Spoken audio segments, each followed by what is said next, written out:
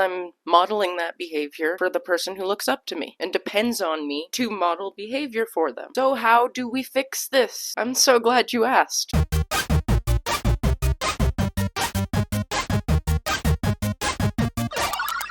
Hello friends, welcome or welcome back. Recently, I was confronted with the harsh reality that my dependent actually notices the way that I speak about and view myself. And that might not seem like a big deal, but I'm not very nice to me. When I was younger, it was made obvious to me that I was viewed in a certain way, and in order to please the powers that be, I learned to speak about myself in ways that were compatible with the way that I was being viewed. I learned that in order to keep some semblance of peace, I should own the fact that I was lazy, disrespectful, didn't know when to stop talking, stupid, ungrateful, yada yada yada. Survival's all fine and dandy, but the way we speak about ourselves eventually becomes the way we think about ourselves. Because of the way that I spent all of my formative years, my sense of self-worth and even my straight-up sense of self are still developing right now in my 30s. To paint you a picture, my mother's last coherent living words to me were, "God, you're so f***ing stupid." And that's okay, I'm working on it, Hakuna Matata,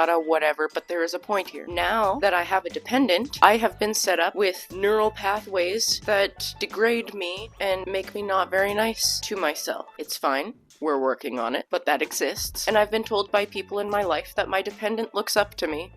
Which is nice, I like that. My dependent is also autistic and tends to adapt to his environment. Do you kind of see where I'm going with this? Here's an example of why it's important to be nice to yourself while your kids are watching. On Christmas Day, we were looking for batteries for something, and my stomach dropped when he finished a sentence for me with, "Ah, such an idiot!" Oh no. Obviously, I immediately recognized those words as my own, and he's proud to have helped finish the sentence. And he did it right. This is not good. A couple days after this, we were in a McDonald's. He said it again, but about himself this time. He goes, "So stupid." That right there is enough of that right there. That is the thing that made me decide I need to stop this and set a better example and be nicer to myself, because he's picking up my behaviors and seeing them as appropriate and then doing it. Gotta try to keep the self-loathing between our ears when the people who look up to us are watching us. If I'm walking around calling myself a stupid idiot all day, I'm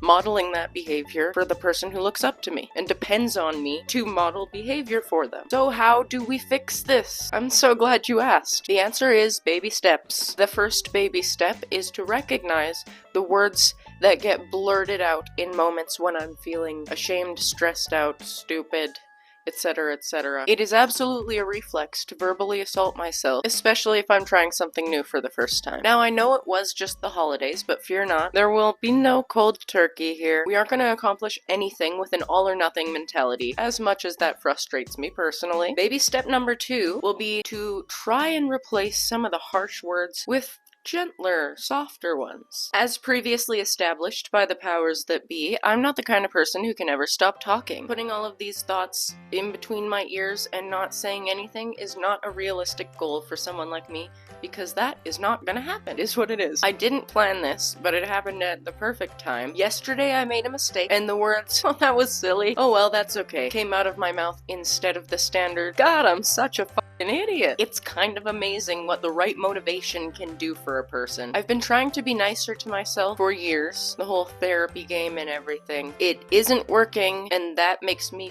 feel worse and treat myself worse. But suddenly I notice one of the people I love most in the world adopting these behaviors, and bam! We're switching it up. Instinctively, something more gentle came out of my mouth. It can work. We can do this.